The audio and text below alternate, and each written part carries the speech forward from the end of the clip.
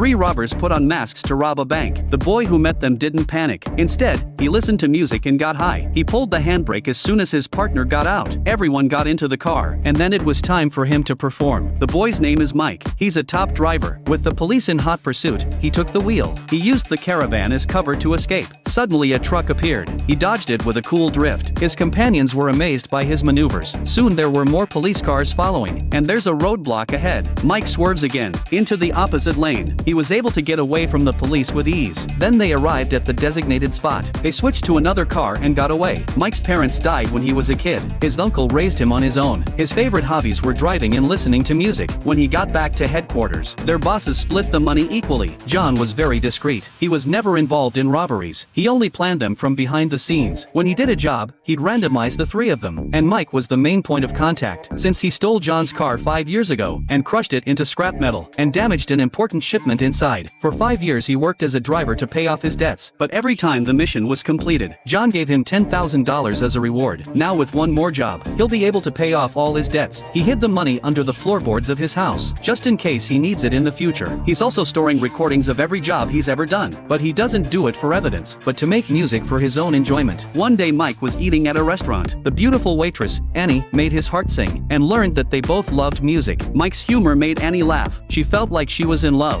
When he got home, he told his uncle the good news. Suddenly the phone rang. It was John on the other end of the line. He told him to get ready for the last job. Mike returned to headquarters immediately. This time John had a different crew. The target was a cash truck. Mike was listening to music. He was tapping his fingers on the table. The man was not happy about it. He thought Mike wasn't listening to the plan. Who would be responsible if something went wrong? Mike repeated John's words in their entirety. It turns out he can read lips. The man had nothing to say. By late afternoon, their operation began in earnest.